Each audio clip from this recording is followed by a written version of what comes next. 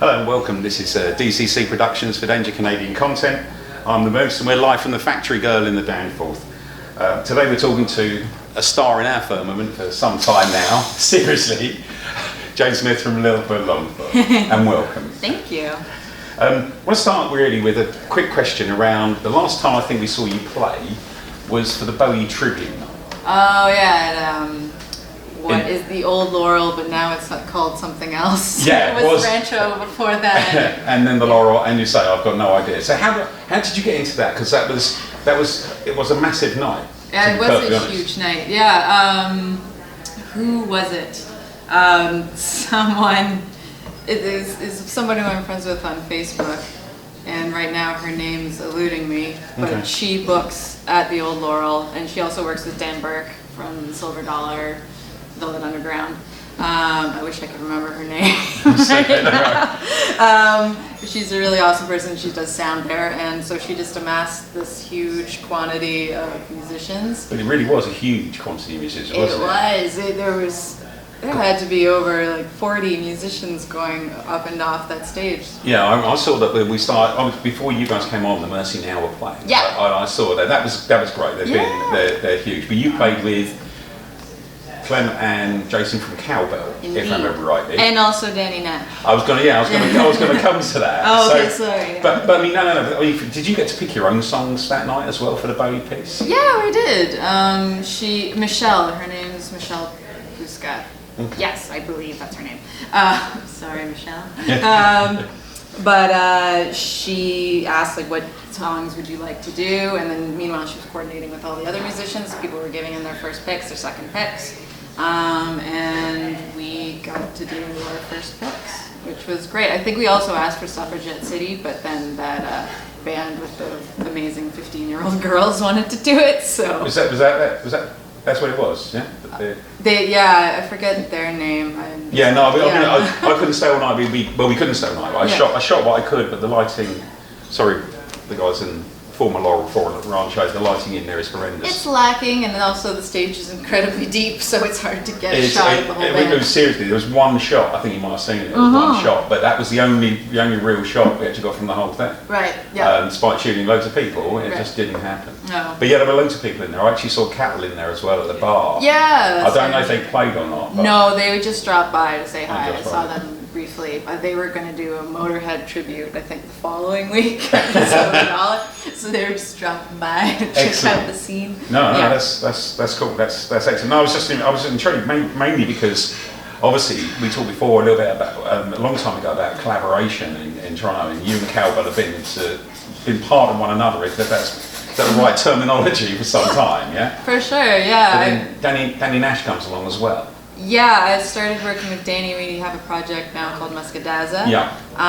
So I approached her about a year ago because you're familiar with the history of Littlefoot Longfoot. Yeah. But we were a two-piece originally, but then became a three-piece. But I was interested in going back to two-piece again and just collaborating with someone new. And Danny's an amazing drummer.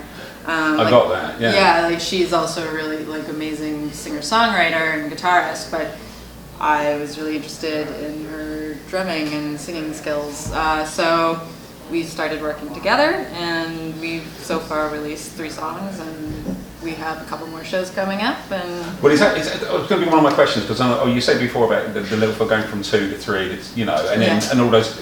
You're moving around here, so the collaborations are great, and from that point of view, you also did a couple of new songs with Cowbell at Christmas, didn't you? At the Xmas party, I saw that. Yeah, I did, because they recorded some demos in the fall, so I did vocals for that. Right. And so they asked me to sing with them at Christmas again, which is always fun. It's always fun to be part of the Christmas show. It's I think it's certainly one that people tend not to forget from that point of view. But the concern, obviously, it's always you're only as good as your last material, aren't you? That's the problem. For sure.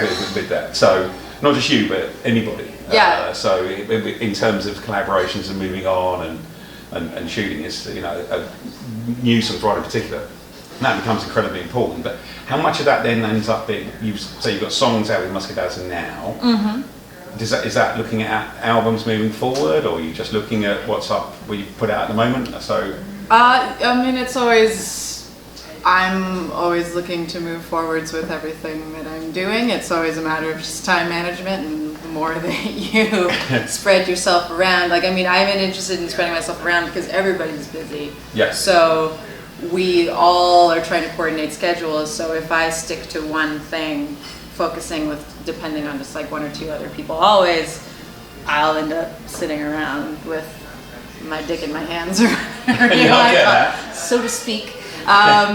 So I'm always interested in doing lots of things because I want to be performing all the time. So well I think that was going to be my other question. The drive is then to be performing all the time, because that's that makes a lot of sense. Yeah. But then not the limited, because there's not limited venues and opportunities here in Toronto. But there are, audiences only tend to get so big from that. That's an issue, isn't it? Yeah, for sure. No, but it's good having the. You're going to play some more shows from Muscadazza moving forward. Yes, we have a show coming up, I believe, June 9th at the Silver Dollar. So we got that. We're talking about doing a music video. Already written some more songs, so we'll probably do more recording. If it ends up being an album, awesome. Do the whole grant thing and keep the machine going in all the ways. Well, from that point of view, then, does that then lead into the sort of playing North By again, or not, or is that just not part of your plans at the moment? That's not part of my plans at the moment. Right. I've sort of avoided the festival circuit for the last couple of years. Mm-hmm. I mean, it's really fun to do. It's awesome. Yeah. But I mean, when you're working with professionals, like, we all want to get paid, and festivals don't really lend themselves to payment. So I really like working with promoters who are like, they work hard for you and you work hard for them, or you self-promote and then you can make some money. No, that's cool. That's cool. Someone has to pay the piper at the end of the day. For sure. It all has to come together. Yeah. But then there's volunteering as well. Is part of that as well that comes in. So Absolutely. You're involved in, is it the Seoul Kids? Yeah, cool kids. Yeah, it's spelled cool, but you say cool. Yeah, that's like my main volunteering, I guess, at the moment. I put a lot of time in every year where we raise money for the Regent Park School of Music, which is an awesome organization that heavily subsidizes music lessons for kids who couldn't otherwise afford them. Because I was privileged enough as a kid to get private guitar lessons and private vocal lessons, but I came from a privileged enough background where I got that. Yeah. But lots of kids don't. So. No. But yeah, so every year it's been getting bigger and bigger. People donate money to a set list, like to each individual song that they want to hear played. And the top 30 earning songs make a set list. So it's the most random set list you'll ever see. Really weird. And every year I get to do weirder and weirder songs. So this year I'll be doing Salt and Pepper. No Push It. No Push It, not Push It, Shoot. Okay. The set list isn't secret, so I'm allowed to tell you. It's online. It's okay. Coolkids.com. I'm also doing a Bonnie Tyler song, doing Death from Above song, doing, what else? I don't even remember. It's eluding me at this point. AC/DC. AC/DC. Yeah. Oh, of course. Yeah. I was hoping rather than expectation that be in there too. Yeah. No, that's awesome. So what day is that then on? That's June 3rd at the Mod Club. June 3rd at the Mod Club. Yeah. Chris Murphy from Sloan's been involved. Colin McDonald from the Trues is doing it again this year. Chris Bruin, who's on Orphan Black, is doing it this year, and Master T is going to host it. Excellent. So Excellent. It's a big night. Yeah, it's going to be a big night. It's a good place to do it as well, isn't it? Yes, I love the Mod Club. It's awesome. Yeah, it comes with decent lighting. He said in that referral back to where it was. Yes. Let me know if you guys want to come take pictures. I may well do exactly that. The other opportunity for me that weekend is not going to happen. So that may well be a good thing.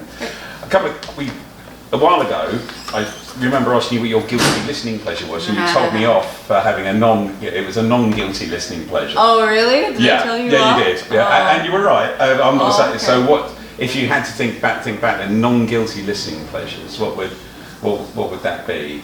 At this moment in time? Yeah, very much change over time. Gosh. Guilty listening.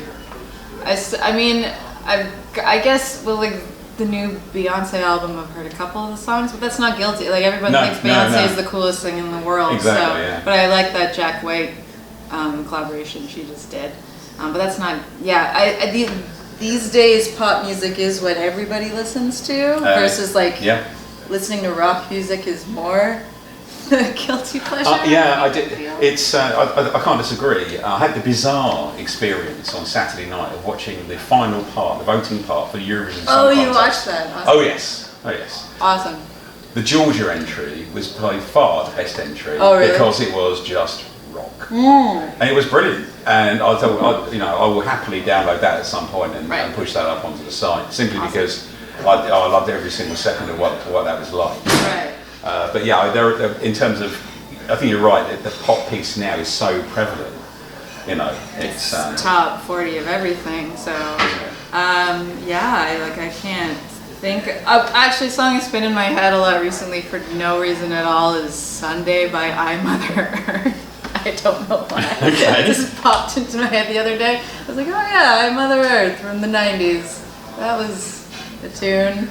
Those are some tunes. I get that. Yeah, I had something similar recently, but mine was folk music, and it was very bizarre. I think I might have been some serious alcohol involved at that point that dulled it for my senses. But there you go.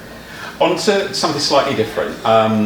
Who would you like to share, or who would you like to share a stage with, or would like to share a stage with, given the fact that the options these days seem to be diminishing by the minute?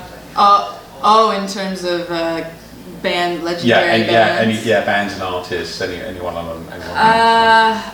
would love to share the stage with Tori Amos one time. Okay. Because Tori Amos was my hero as a teenager. I guess that's like a guilty pleasure. Big people don't think Tori Amos is cool. Nothing wrong with that. But I think she's amazing.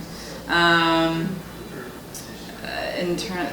mean, like a lot of my heroes growing up, like I love Beck. Growing up, I'd love to share the stage with Beck.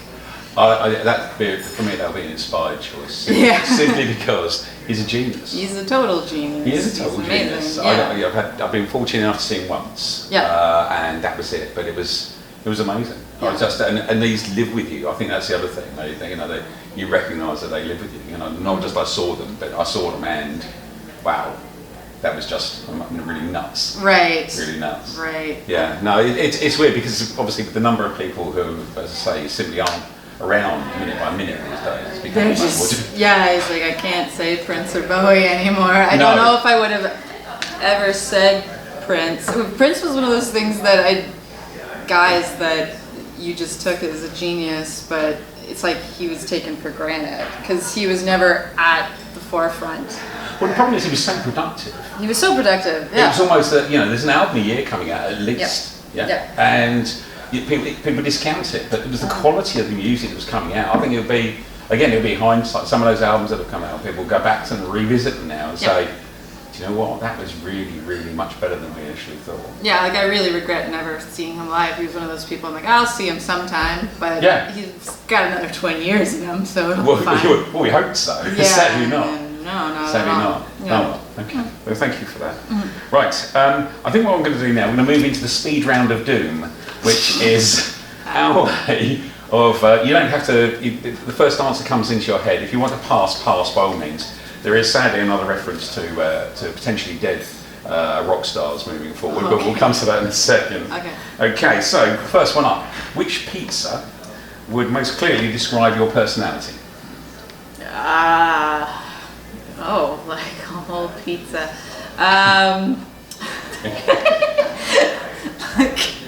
The Canadian classic. Okay, fair enough. Brilliant. Okay. Sausage and pepperoni. Sausage and pepperoni. Okay, that's all good. Tomato. And then we're thinking ahead, hopefully in distance terms, but thinking of which music celebrity was to die next. Which one of the following? We have Van Morrison, Johnny Rotten, Kanye West, Bob Dylan, or Sting.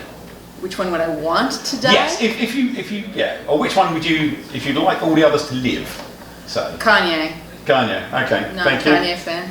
No, okay, I don't think you're alone in that. Okay. It's an easy answer. Yeah. Okay, this one's going to have to be careful how I say this. So, which would you choose? 1 horse-sized duck or 100 duck-sized horses? Duck-sized horses. 100 duck-sized horses, definitely. Yeah. I love tiny horses. That's so tiny horses. Duck-sized horses. You would have 100 of them. Yes, that'd be amazing. That would be awesome. Excellent, excellent. Okay, the next one's slightly, well, these are all off the wall, so never mind. Hamsters or tarantulas? Oh, hamsters. Yeah? Yeah, I used to own hamsters. Yeah? For sure. You're not a big tarantula fan, no? They're cool, but you know, if I had to hold one in my hand. Someone put one in my hand once without telling me. Oh. And I turned around, telling you. and there was, because you can't feel them, they're very light. Right. So I turned around and there was a tarantula in my hand, and I had, what do you do? Anyway, I don't know. So I tried to give it to someone else. Yeah, which I thought was perfect, all right. Yeah. Should Canada Goose nuggets be available in McDonald's? No. No. Okay. I wouldn't want to eat them. Fair enough. They're very mean. They are They're very mean. surly. Yeah, they're, I think they made anger management lessons would be a good idea for Canadian Although Goose. I guess that's why you'd want to eat them, but I don't know. But I just don't like that. Okay, fair enough. That's cool. If everything tastes like chicken, then what does chicken taste like? Normal. Well, okay. And if you're eating chicken, ketchup or brown sauce? Brown sauce. Brown sauce. Excellent. Thank you for that. I could identify that. Okay. And which vegetable best describes Toronto?